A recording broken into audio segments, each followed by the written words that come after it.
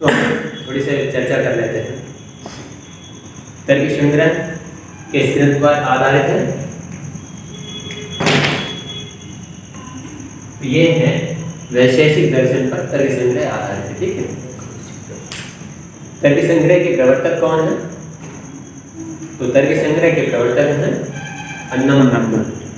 वैशेषिक के आचार्य किसे कहा जाता है? प्रवर्तक किसे कहा जाता है? तो महर्षि कणाद। ठीक है, महर्षि कणाद का नाम क्यों कणाद पड़ा? क्योंकि ये धान के एक छोटे छोटे कण बीन करके जो तब किया करते थे। ठीक है, उसी से अपना जीव को वार्जन करते थे, तो इसलिए इनका नाम क्या पड़ा? कणाद पड़ा। ठीक है, इसमें कितने सूत्रों की संख्या दी गई है? कितने सूत्रों की रचना की है इन्होंने? 370 सूत्र है। 370, 10 अध्याय हैं यहाँ और 20 आने हैं।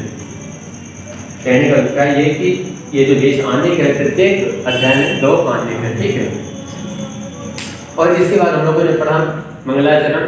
इसके पश्चात हम लोगों ने सभी का उद्देश्य किया था, अर्थात जो है सभी जैसे इन्होंने कहा 7 पदार्थ, वैशेषिक कितना पदार्थ मानता है? 7 पदार्थ। कौन कौन से? ठीक है, अब ये जो 7 पदार्थ कहते हैं 7 पदार्थ क्या हैं? ठीक है, तो 7 पदार्थों की जब इन्होंने बात किया कि ये द्रव्य आदि जो आपने कह दिए क्या हैं और इनके कितने भेद हैं, कैसे हैं। ठीक है, तो इन्होंने द्रव्य को बताने की कोशिश की। सबसे पहले द्रव्य ही आया, द्रव्य गुण कर्म सामान्य। तो द्रव्य को कहते हैं नवैव द्रव्याणि। ठीक है, अब इन्होंने नवैव द्रव्याणि क्यों कह दिया?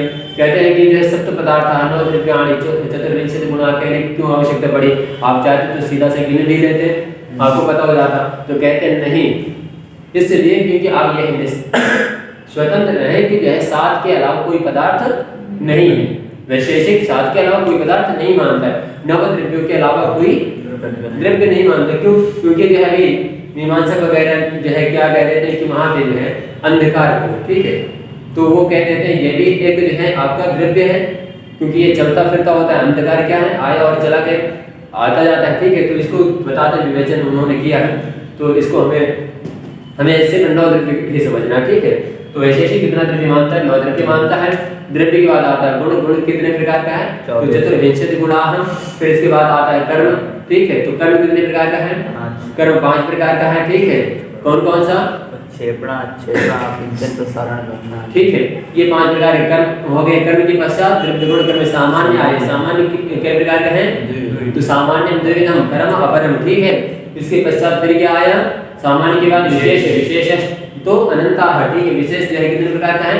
अनंत है। ठीक है, और विशेष के नाम से ही वैशेषिक दर्शन नाम पड़ा। ठीक है, विशेष पर ही विशेष चर्चा होगी। और विशेष के बाद फिर क्या आया? समवाय। समवाय कितने प्रकार का है? समवाय तो एक है। ठीक है, समवाय जो एक प्रकार का है। ठीक है, फिर इसके पश्चात अभाव। अभाव कितने प्रकार का है? 4 प्रकार का अभाव कहते हैं। ठीक है, अब इन्होंने कह दिया कि अभाव जो ये आप लगातार बोलते जा रहे हैं ये है क्या? आखिर हम यही नहीं समझ पा रहे। आपने द्रव्य में जो बता दिया पृथ्वी जल पृथ्वी तेज वायु आकाश, जो द्रव्य बता दिया आपने। ठीक है, तो ये है क्या? तो कहते हैं हम पृथ्वी के नहीं जानते, तो पृथ्वी को फिर ये बताने चल देते हैं। पृथ्वी को क्या बताते हैं? तत्र गंधवती पृथ्वी। ठीक है, ये विषय हम लोगों ने कल पढ़ लिया है। ठीक है, वहां पे पृथ्वी का लक्षण क्या कह दिया? तत्र गंधवती पृथ्वी गंधवती। जो गंध के अलावा असाधारण धर्म वाक्य हो गए ना यहाँ पे। ठीक है, उद्देश्य लक्षण परीक्षा इत्यादि कहते हैं, तो कहते हैं कि ऐसा वाक्य होना चाहिए जो असाधारण होना चाहिए, तो असाधारण में गंध है। ठीक है, पृथ्वी के अलावा और कोई भी गंध स्वीकार नहीं करता है, किसी में गंध नहीं है। ठीक है, वो चाहे जल हो, जल तेज अग्नि, जल तेज वायु आकाश काल दिग आत्मा मन, कहीं भी जो है गंध नहीं है। ठीक है, इसलिए असाधारण वाक्य यहाँ पे गंधवती पृथ्वी। ठीक है, फिर कहते हैं कि गंधवती पृथ्वी ये जो है पृथ्वी तो नष्टवान है, पृथ्वी का नाश हो जाएगा। ठीक है, तो कहते हैं पृथ्वी का नाश हो जाएगा, लेकिन पृथ्वी 2 प्रकार की है, द्विविधा है। ठीक है, तो कौन कौन सी? कहते हैं नित्य और अनित्य। एक नित्य है और एक अनित्य है। तो अनित्य क्या है? नष्टवान है, अनित्य का नाश होना है। लेकिन जो नित्य है वह नाशवान नहीं। वह कैसे है? परमाणु रूपा। नित्य परमाणु रूपा, अनित्य कार्य रूपा। तो अनित्य तो कार्य रूप है, कार्य रूप तो जो है निश्चित तौर पर उसका नाश होना ही होना है। ठीक है, लेकिन जो परमाणु रूप है, तो अब ये परमाणु क्या है? तो हमने कल बताया था परमाणु जाल सूर्य मरीचिस्तम यह सूक्ष्म दृश्यते रजः।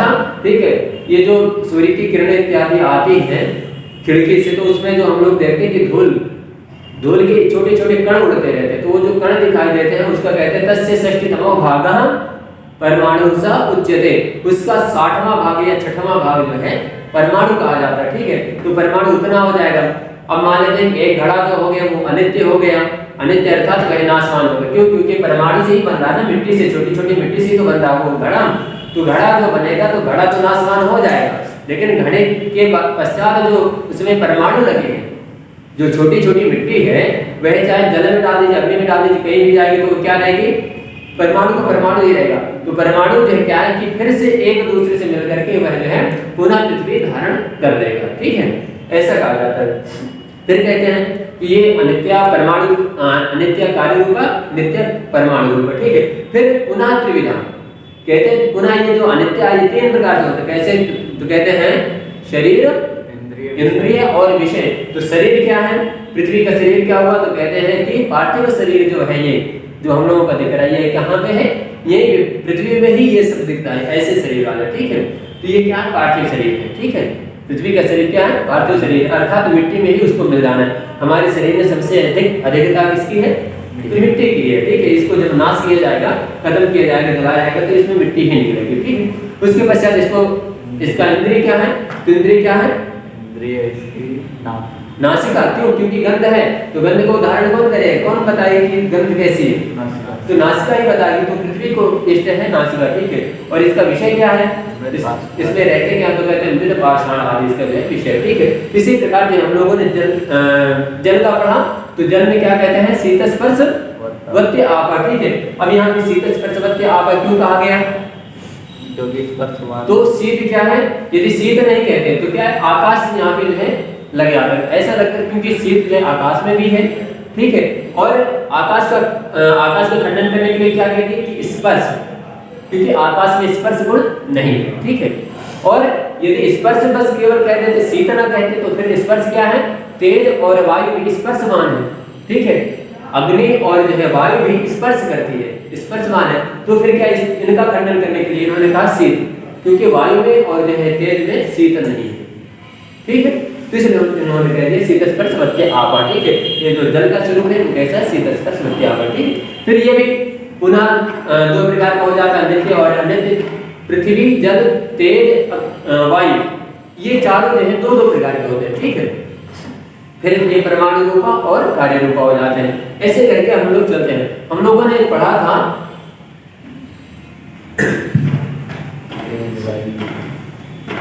कहाँ तक पहुंचे हम लोग? तेज वायु हो गया था, आकाश तेज हो गए ना, तेज और वायु हो गया था, आकाश तेज रूप है, वायु पढ़ना है या नहीं? आकाश पढ़ना है हम लोगों को। ठीक है, तो हम लोग चलते हैं आकाश में। कल हम लोगों ने तेज को भी पढ़ लिया था, वायु को भी पढ़ा है। ठीक है, और पृथ्वी को पढ़े ही है, जल को पढ़ लिया था। ठीक है, ये चारों को हम लोगों ने पढ़ लिया था। ठीक है, अब आज हम लोग पढ़ेंगे आकाश लक्षण। ठीक है,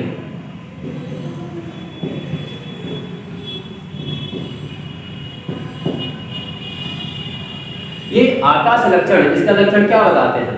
शब्द गुणकम आकाशम। तो कहते हैं शब्द गुणकम आकाशम।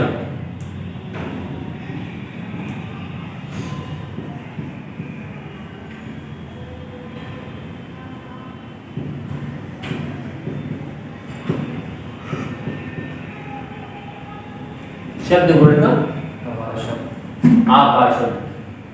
मैंने आपको बताया था पंच तन्मात्रा और पंच महाभूत। ठीक है, क्या है? पंच तन्मात्रा और पंच महाभूत, इनको हम लोग जानते हैं। शब्द, स्पर्श, रूप, रस, गंध। ठीक है, तो शब्द जो है कैसा है? शब्दों में आकाशम हम लोग मान लें। ठीक है, यही जो है ये चीज कहते हैं कि शब्द गुणकम आकाशम। शब्द गुण वाला जो है वह कौन है? आकाश। शब्द यदि जो भी हम शब्द बोलते हैं, तो यदि हम लोग समझे कि ये शब्द नष्ट हो गया, कभी भी शब्द नष्ट नहीं होता, वही जाकर के कहाँ समाहित हो जाता है? आकाश। ठीक है, तो शब्द गुणकम आकाशम इसको कहा गया। ठीक है, और फिर क्या कहते हैं? ये कैसा है? तो कहते हैं तच्च एकम विभु नित्यम। और ये है कैसा? तो तच्चैकम विभुम नित्यम च।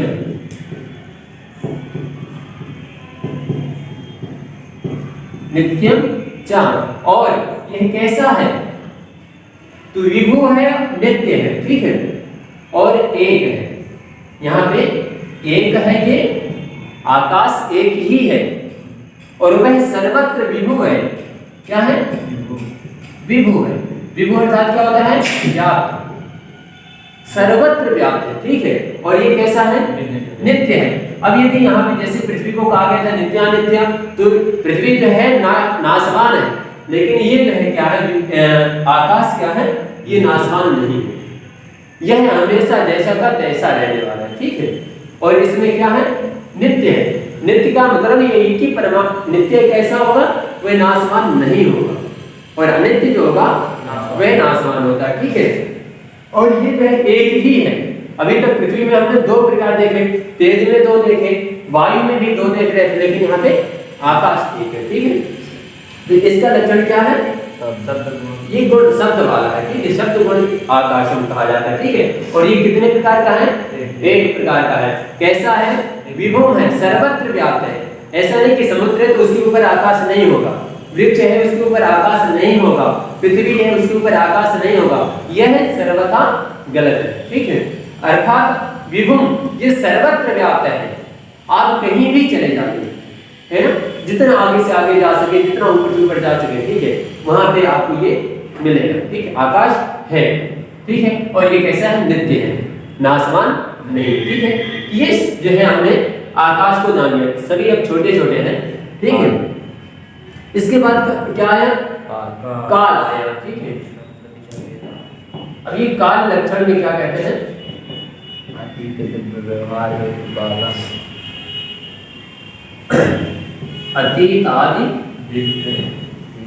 व्यवहार हेतु काला,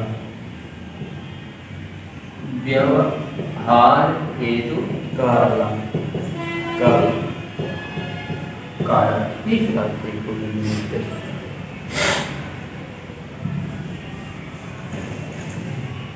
और कैसा है? सच चैको विभुर नित्यस्य।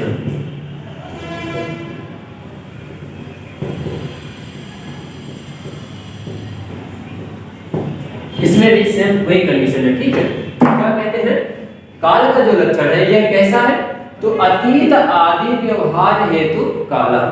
अतीत आदि के, अतीत अर्थात जो बीत गया, और आदि कह दिए तो आदि का मतलब क्या है? बीत गया, जो कालांतर कह दें कि जैसे अतीत पीछे बीता, आदि से हम लोग वर्तमान समझ लेंगे और भविष्य समझ लेंगे, ठीक है। तो ये किसके लिए है? वर्तमान भूत भविष्य की जो बात हम कर रहे हैं, अतीत आदि की जो बात कर रहे हैं, ये किसके प्रयोग के लिए है? तो कहते हैं व्यवहार हेतु। किसके लिए है ये? तो व्यवहार मात्र के लिए ही है ये, व्यवहार मात्र के लिए क्या है? काल है। और ये भी कैसा है? तो सच एको, एक है, ठीक है, विभु व्याप्त है सर्वत्र, ठीक है, और नित्य है, नाशवान नहीं है। अब कोई कह दे कि काल जो है, काल तीन तरीके से हम लोग कहते हैं ना, कि भूत भविष्य वर्तमान, ऐसा कहते हैं ना, तो काल एक ही है। क्या काल कभी खत्म होता है क्या? अभी है जो है, ये वर्तमान में हम लोग पढ़ रहे हैं, ठीक है, तो वर्तमान को कह दे कि ये तो अलग है, ऐसा संभव है क्या? ये जो हमने बोल दिया ये भी अतीत में हो गया, और कहीं विभाजन तो दिखा नहीं कि विभाजन दिख रहा है। भविष्य में आने वाला मैं जो भी शब्द लिखने वाला हूँ, या जो है जो भी हम लोग बोलने वाले पढ़ने वाले हैं, वह भविष्य में क्या वो अलग दिख रहा है क्या? समय से भिन्न तो नहीं दिख रहा है। तो अर्थात समय एक ही है, और हम जो है क्या है उसको व्यवहार हेतु, ठीक है, समझने के लिए हम लोग क्या करते हैं? अतीत आदि भूत भविष्य वर्तमान का हम लोग प्रयोग करते हैं। समस्या कोई? तो ये और कैसा है? एक ही है। जैसे आकाश एक है, वैसे जो है ये काल भी एक है, और ये भी सर्वत्र व्याप्त है। आज से हजारों वर्ष पहले कहना तो क्या समय नहीं था क्या? समय तो वही चल रहा था, वही काल चल रहा था, है ना।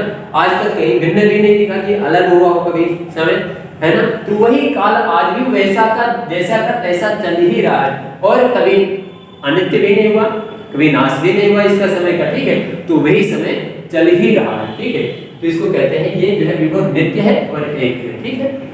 इसके बाद फिर क्या आता है, काल के बाद क्या कहते हैं, दिशा। दिशा। चलो इसमें क्या कहते हैं, प्राचादिव्य व्यवहार हेतु दिक्। इसका कहते हैं प्राचादिव्य व्यवहार हेतु दिक्।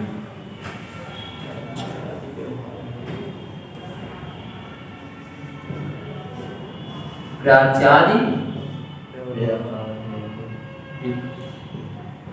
व्यवहार हेतु दिक्।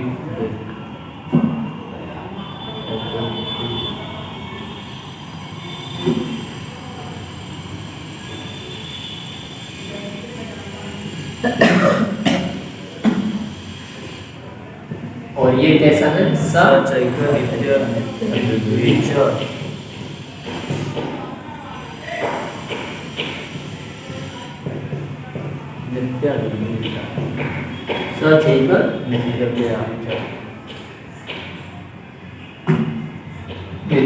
यही ना, है ना, नित्याचार बिंबी कर दिया है उसने, यही ना। हाँ ठीक है, कोई समस्या नहीं है ना। ये कहता है प्राचादि व्यवहार हेतु दिक्, ठीक है, सचैका बिंबी नित्याचार, ठीक है। ये भी ये कहते हैं कि ये दिशा जो लक्षण है, ठीक है, ये कितने प्रकार का है और कैसा है, ठीक है, इसमें व्यवहार कैसा करते हैं।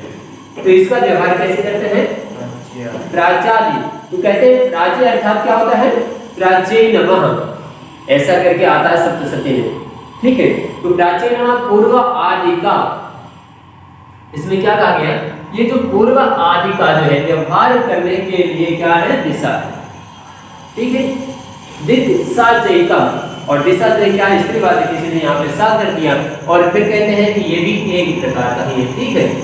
जब एका, ये कैसा है, बिंबी है, बिंबी अर्थात गोलार्ध, बिंब, प्रतिबिंब होता है नजर, तो ये किसके आकार का, जैसे हम लोग का सिर है नजर है, इसी आकार का गोलार्ध, ठीक है।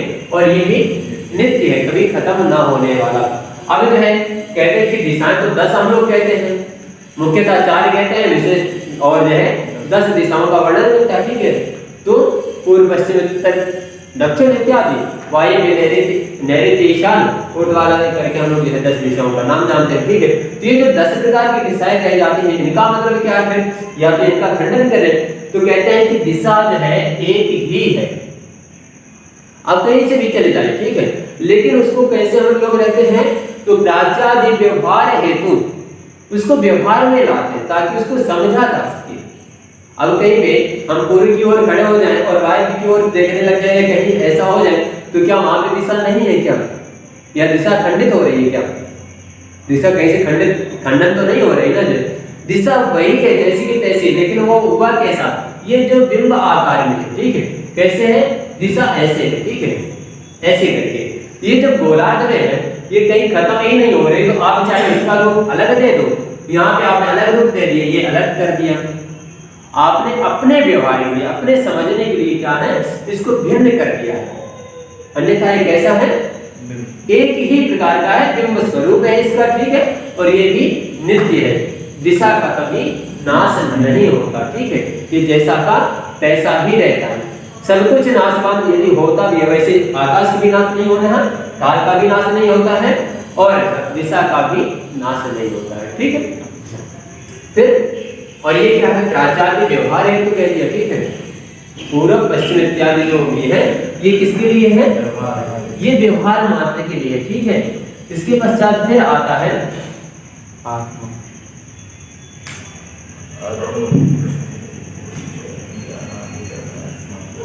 द्रव्य में हम लोगों ने 9 द्रव्य कौन कौन से पढ़े थे, पृथ्वी, जल, तेज, वायु, आकाश, देख, ठीक है। तो ये दिशा तक हम लोगों ने पढ़ लिया, ठीक है। इसके पश्चात क्या आने वाला है, आत्मा। आत्मा का लक्षण क्या कहते हैं, ज्ञानाधिकरण पर ज्ञानाधिकरण आत्मा तादात्म्य परमात्मा चेति। तत्रैव सर्वज्ञ सर्वात्मा एकेव जीवस्तु सद्यति शारीरं भिन्नो विभुर्यस्य।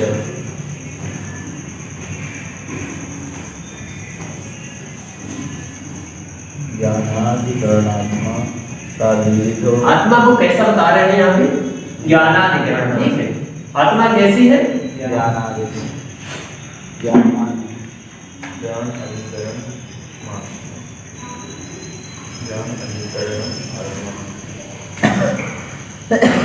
ये आकाश हो गया और यहाँ पे आत्मा में लक्षण, ठीक है।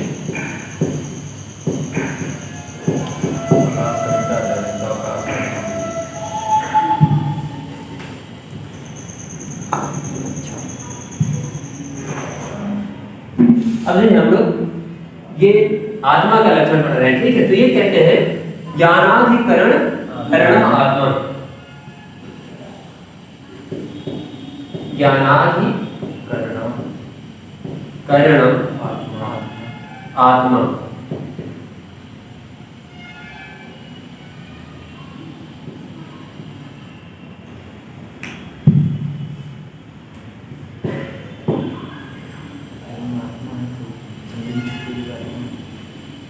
आत्मा फिर क्या क्या कहते हैं इसको? सद्विविधा, जीवात्मा परमात्मा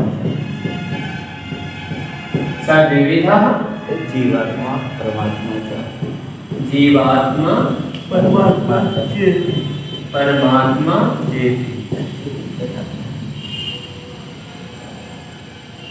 ठीक है।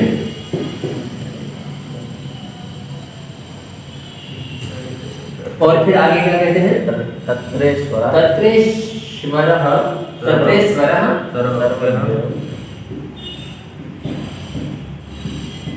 स्वरः सर्वज्ञः सर्वज्ञः परमात्मा एकेव परमात्मा एकेव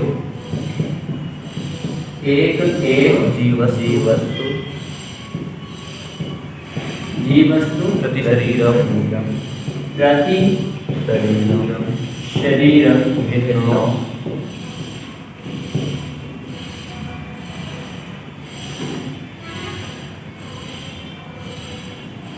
भिन्नो विभुर्नित्यस्य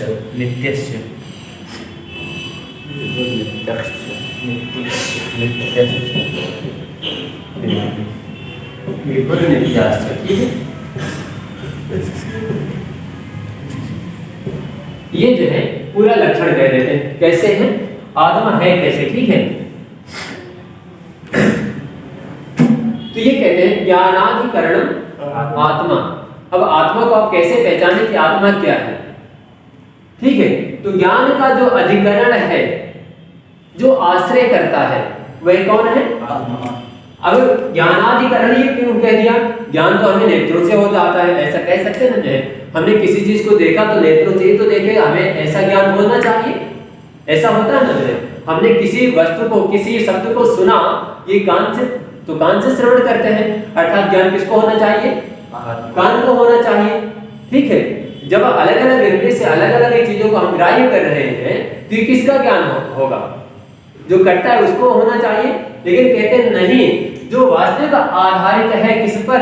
वह आत्मा में है। कैसे?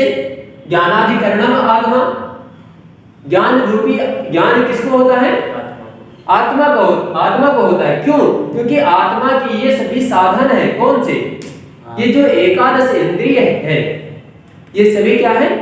उसको ज्ञान कराने का साधन है। जैसे किसी चीज को हमें निर्माण करना है, ठीक है। या हमने कहा कि जो है ताजमहल या शिव मंदिर ही निर्माण हुआ, ठीक है। तो वहां पे साधन क्या होंगे? वहां पे जो मिट्टी, लोहा इत्यादि आदि जो पदार्थ है, वह सभी क्या है? साधन। जो अन्य लोग हैं वही सभी क्या है? साधन है। लेकिन जिसने धन खर्च किया है वही मेन है, उसी का नाम होगा ना किसने निर्माण करवाया। तो ये जो आत्मा है यही मुख्यता है, बाकी क्या है? अब जैसे हम लोग कह दें कि नहीं, नेत्र ने देखा किसी वस्तु को, कान ने सुना, तो हम समझ लें कान ने यदि सुना है किसी चीज को, और मान लेते हैं कि अभी हमारे कान कुछ सुन लिए और किंचित समय पश्चात ये नष्ट हो जाए, अर्थात खराब हो जाए, नेत्र जो है खराब हो जाए, ठीक है। तो आपने तो देखा था नेत्र से, सुना था कान से, ऐसा है ना जो। लेकिन अब ये ज्ञान आपका बरकरार रहेगा या नहीं रहेगा? आपने जो अभी देखा है फिलहाल, ठीक है, कुछ समय पश्चात यदि वो आंखें खराब भी हो जाएं, स्रोत यदि खराब भी हो जाएं, नष्ट अर्थात खराब हो जाते हैं, तो क्या होगा? आत्मा को वह ज्ञान रहेगा। आपने अभी जैसे जो भी यहाँ पे देख रहे हैं, ठीक है, नेत्र यदि खराब है तो भी आप जो है बाद में बोल करके बता सकते हैं कि मैंने ये चीज देखा था, वहां पे ऐसा दृश्य था, मैंने यह सुना था। उसको नहीं होगा तो लिख करके तो बता ही देंगे, बोल करके तो बता ही देंगे कि मैंने ऐसा तब सुना था। ऐसा तो ज्ञान हो जाएगा ना। तो अभी कह दे कि जो है आपको तो ज्ञान हुआ था नेत्र से, आपको श्रवण से हुआ था, श्रोत्र से हुआ था, ठीक है, तो ये क्या है? आपका ये साधन होगा, अर्थात कह दे कि यह मेन मेमोरी है, ठीक है। बाकी जो है आप डिवाइस से जो है कुछ भी करते रहिए, लेते हैं, ठीक है, लेकिन ज्ञान एकत्रित करके कौन रखा है? आत्मा। तो ये आत्मा ज्ञान को रखती है, ठीक है। और ये कितने प्रकार की है? तो कहते हैं ये द्विविधा। ये कितने प्रकार की है? ये 2 प्रकार की हो जाती है, ठीक है। और कैसे कैसे? एक जीवात्मा और परमात्मा। यही थोड़ी सी भिन्न आपको दिखा होगा, ठीक है। ज्ञानाधिकरण इसके साधन भी हैं, अन्य जो इसको ज्ञात कराते हैं विषय को, ठीक है। ये जो है आपने 2 प्रकार के हो गए। तो हमने क्या क्या देखा कि अभी तक क्या थे? एक प्रकार के दिशा काल आकाश, ठीक है, आकाश, दिशा, काल, ये जो एक प्रकार के थे।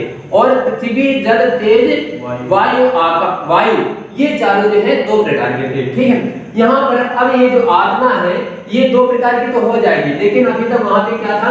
ये जीवात्मा और परमात्मा थे, ठीक है। एक जीवात्मा है और एक परमात्मा है। फिर आगे कहते हैं तत्रेश्वरः सर्वज्ञः परमात्मा, ठीक है। वैसे तत्र ईश्वरः, तत्र ईश्वरः सर्वज्ञ, जो सब कुछ जानता होता है, वे कौन है? परमात्मा है, ठीक है। वे कौन है? परमात्मा है, जो सर्वज्ञ, सभी विषय को जान रहा है। और क्या कहते हैं? जीवस्तु प्रति शरीरम भिन्नो। और जो जीवात्मा है ना, एक आत्मा कैसी हो गई? परमात्मा हो गई, जो सर्वज्ञ है, सर्वज्ञ ज्ञान है, ठीक है। और एक कैसी आत्मा हो गई? जीव हो गई। एक परमात्मा हो गई, तो वह कैसे है? तत्रेश्वरः सर्वज्ञ, वह सर्वत्र व्याप्त है, ठीक है, और सर्वज्ञ, सब कुछ जानती होती है, ठीक है। और एक जो जीवात्मा है वह कैसी है? तो कहते हैं कि जीवस्तु प्रति शरीरम भिन्नो, प्रत्येक शरीर में भिन्न है ना। अर्थात यदि यह भी एक ही होती तो ऐसा फिर भान हो जाता कि सभी शरीरों में एक ही आत्मा होती, तो फिर जब भिन्न भिन्न शरीर नहीं होते। हम लोग कहते हैं कि मेरा शरीर है, मेरी आत्मा, मेरा मन है, तो यह क्या है? जो जीव आत्मा है यह भिन्न है, ठीक है। प्रति शरीरम भिन्नो, जितने शरीर है उतने प्रकार की आत्मा, जीवात्मा है, ठीक है। ये आत्मा के 2 भेद हो गए, जीवात्मा, परमात्मा। एक परमात्मा है जो सर्वज्ञ है, सब कुछ जान रहा है, सब कुछ करता है, लेकिन एक जो जीवात्मा है, ठीक है, एक आत्मा ऐसी है जो जीवात्मा कहा जाता है, और वह प्रति शरीरम भिन्नो, प्रत्येक शरीर में भिन्न भिन्न है। ऐसा नहीं कह सकते कि एक ही आत्मा से पूरा सृष्टि चल रही है, ऐसा नहीं कहा जा सकता, ठीक है। ये जो जीवात्मा है ये प्रति शरीर में भिन्न भिन्न है। और ये है कैसी? तो विभुर नित्याश्च, विभु है, व्याप्त है, अर्थात ये आपको हर जगह पे मिलेगी, जितने शरीर है उतने जगह पे मिलेगी, ठीक है। और कैसी है? नित्याश्च, नित्य, नाशवान नहीं है। अब कह रहे हैं कि ये जो जीव वस्तु है प्रति शरीरम है, तो शरीर नष्ट हो जाता है, फिर जो है उसी के साथ में आत्मा भी नष्ट हो जानी चाहिए, जीवात्मा। तो कहते हैं नहीं, ये जीवात्मा नष्ट नहीं होता है, ये जीवात्मा जाकर के किसी दूसरे शरीर को धारण कर लेता है, ठीक है। और ये जो परमात्मा है ये तो जो सर्वज्ञ है ही, सर्वत्र व्याप्त है, स्पष्ट हुआ ना, ठीक है। और ये ज्ञानाधिकरण आत्मा, आत्मा कैसी है? तो ये जो है ज्ञानाधिकरण करती है, ठीक है। अभी तक जो जितने भी 2 प्रकार के आए, ठीक है, हमने पृथ्वी, जल, तेज, वायु में जो भी पढ़ा कि जो 2 प्रकार के, उसमें एक नित्य हुआ, एक अनित्य हुआ। लेकिन सिर्फ अभी जो है हम लोग किसको पढ़ रहे हैं? आत्मा को ही ऐसा पढ़ रहे हैं कि जो नित्य और अनित्य नहीं है, अर्थात नित्य ही है।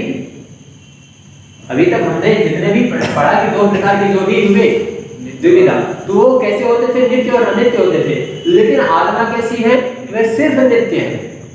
दो प्रकार की तो है, लेकिन वह नित्य है, ठीक है। और विभुर नित्याचल, वह सर्वत्र व्याप्त है, ठीक है। आगे फिर क्या है? फिर इसके पश्चात आता है मन का लक्षण, ठीक है। तो मन का लक्षण क्या है? सुखाद्युपल विधि साधन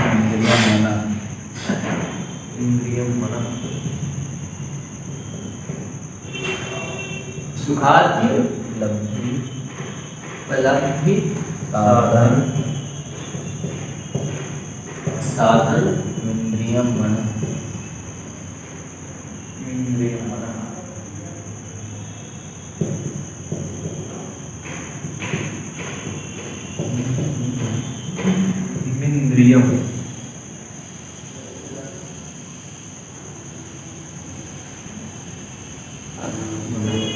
इंद्रियम मन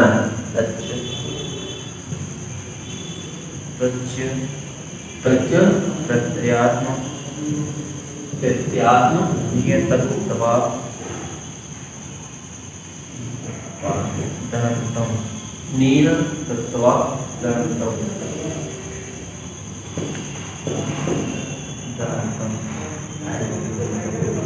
परमाणु रूपम नित्यम परमाणु रूपम नित्यम परमाणु रूपम नित्यम नित्यम च, ठीक है।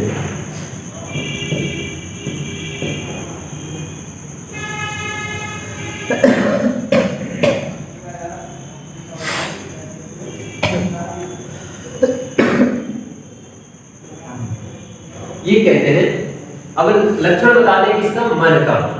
क्यों? मन भी है ना, चाहे नौ द्रव्य में है ना। तो मन कैसा है? मन का लक्षण क्या कहते हैं? द्रव्य गुण कर्म सामान्य समवाय विशेष समवाय भाव, ये 7 पदार्थ हो गए। और द्रव्य में जो फिर 9 प्रकार का द्रव्य कहते हैं, वो कौन कौन से हैं? तो पृथ्वी, तेज, वायु, आकाश, काल, दिग, आत्मा, मन, ठीक है। अब ये जो है यहाँ पे मन का जो लक्षण कर रहे हैं, ठीक है। तो मन का लक्षण क्या कर रहे हैं? सुख आदि उपलब्धि साधनम इंद्रियम मनः तच्च प्रत्यात्म नियतत्वाद अनंतम परमाणु रूपम नित्यम च। इसका थोड़ी से समझेंगे हम लोग, ठीक है। इसको क्या कहते हैं? मन का लक्षण कैसा है?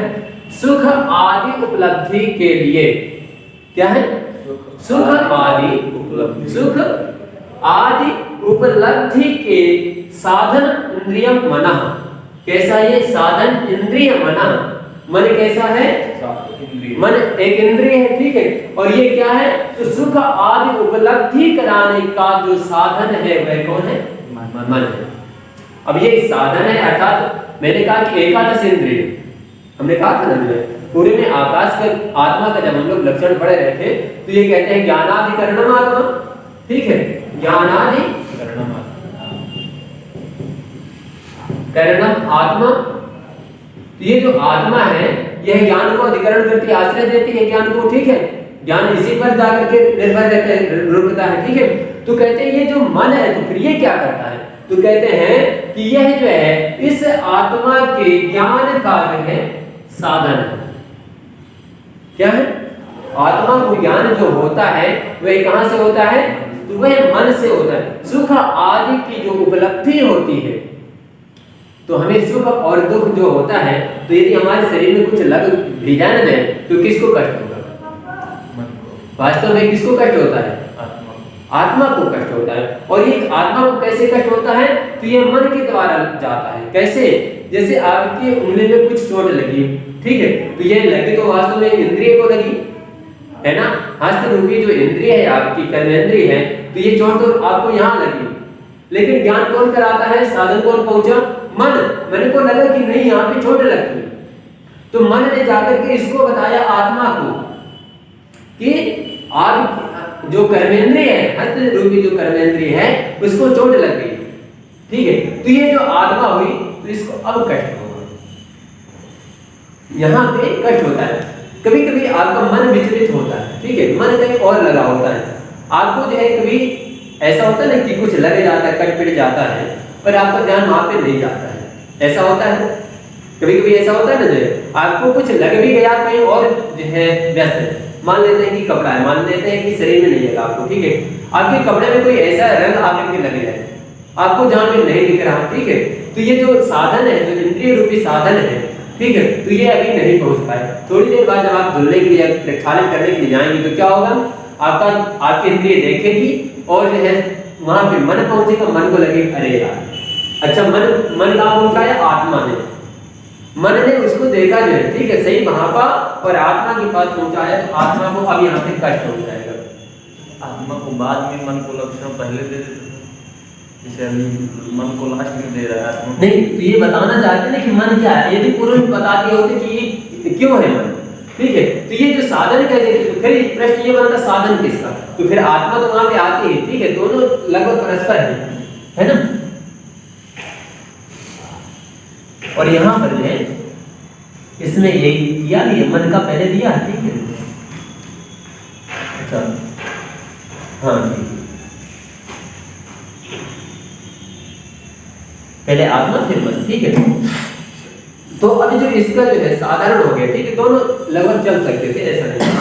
तो यहाँ पे जो कहता है कि ये जो सुख आदि की उपलब्धि है, ये कहाँ से होगी, तो ये जो है साधन है, सुख आदि जो है पहुंचाने का जो साधन है वह कहाँ पहुंचाता है, आत्मा के पास पहुंचाता। कौन पहुंचाता है, तो साधन इंद्रियम मना, मन ही जो है पहुंचाता है, ठीक है, मन रूपी एक साधन, हाँ साधन है ये, ठीक है। और फिर क्या कहते हैं, तच्च प्रति आत्मान्यतत्वात् अनंतम, कैसा है ये मन, तो प्रत्येक आत्मा में, ठीक है, प्रत्येक आत्मा में ये रहता है, ठीक है, प्रति आत्मा नियतत्वात्, प्रत्येक आत्मा, जितने भी जीवात्मा है, ठीक है, वहां सभी में मन रहेगा। ये जीवात्मा लोगों ने पढ़ा, प्रति शरीरम भिन्न, प्रत्येक शरीर में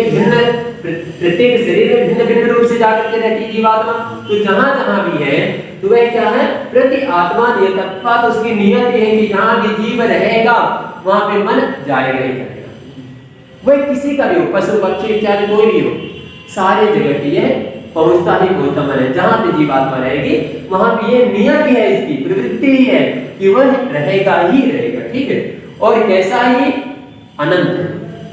अब कह दिया जाए कि मन अनंत है या नहीं है, कुछ भी सोचा जा सकता है, कुछ भी समझा जा सकता है अनंत या नहीं, आप क्षण भी नहीं होता कि आप जो आकाश पहुंचिए, आप कहीं पहुंच गए ऐसा करके, तो ये कैसा है, अनंत है, ठीक है, ये कैसा है, अनंत है। और कैसा है, परमाणु रूप है, कैसा है ये, परमाणु रूप है।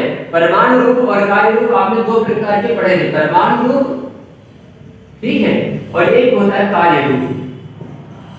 तो कार्य रूप क्या होगा, कई चीजों से मिलकर के जो बनता है वो कार्य रूप होता है, अर्थात कई चीजों से, मतलब ये परमाणु जो है, परमाणु को हमने बताया था, अभी मैंने आपको बताया कि परमाणु कैसा है,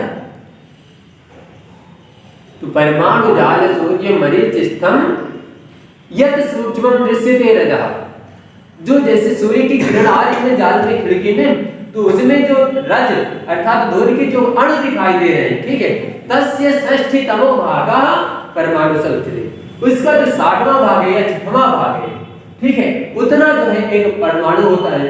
तो वैसा जो है ये मन और जीवात्मा कैसे हैं, परमाणु रूप है, ठीक है, ये वैसे है, ठीक है, ये कार्य रूप नहीं कि बहुत बड़े होते, कार्य रूप जैसे शरीर है तो बहुत विराट दिखाई देता है, ये नाशवान है, लेकिन परमाणु का जो नष्ट नहीं, नाश नहीं होता है, ये हम लोगों ने जाना है। तो ये जो जीव आत्मा है, ठीक है, जीव आत्मा जो है और ये जो मन है, ये कैसे है, परमाणु, क्योंकि ये दोनों प्रति आत्मा नियतत्वात्, प्रत्येक आत्मा में जो है नियत इसकी प्रवृत्ति है कि साथ में रहेगा ही। और कैसा ये परमाणु रूप है, अनंत है, और कैसा है, नित्यम च, नित्य है, नाश नहीं होता है इसका, ठीक है, स्पष्ट हुआ या नहीं। मन लक्षण सुख आदि उपलब्धि का जो साधनम इंद्रिय है, साधनम इंद्रिय मना, सुख आदि की जो उपलब्धि होती है वह मन जो है, मन जो इंद्रिय है वह साधन है किसका, आत्मा को भी ज्ञान कराने का, ठीक है, आत्मा को ज्ञान कराने का, ठीक है। और फिर कहते हैं तच्च प्रति आत्मनियतत्वात् अनंतम परमाणु रूपम नित्यम च, वह प्रत्येक आत्मा में नियत ही है, उसकी प्रवृत्ति भी है वैसे कि वह जाकर के उस आत्मा के साथ में रहेगा, जीवात्मा के साथ में मन रहेगा ही रहेगा, ठीक है। और वह कैसा है? अनंत है। फिर कैसा है? परमाणु है, अत्यंत छोटा है, ठीक है। और कैसा है? नित्य है, जिसका नाश नहीं होता है, ठीक है। तो आज हम लोगों ने ये लक्षण, द्रव्य के लक्षण हम लोगों ने पढ़ लिए हैं। कल से क्या आएगा? हमारा गुण आएगा, ठीक है, क्योंकि कारण द्रव्य गुण कर्म सामान्य समवाय विशेष समवाय भाव, ठीक है। तो अब द्रव्य को हम लोगों ने जान लिया है और आशा है कि आपको समझ में भी आ गया होगा। और कल से हम लोग गुण लक्षण पढ़ेंगे, ठीक है। चतुर्विंशति गुणाः आ गए हैं। इसी के साथ आप सभी को महादेव।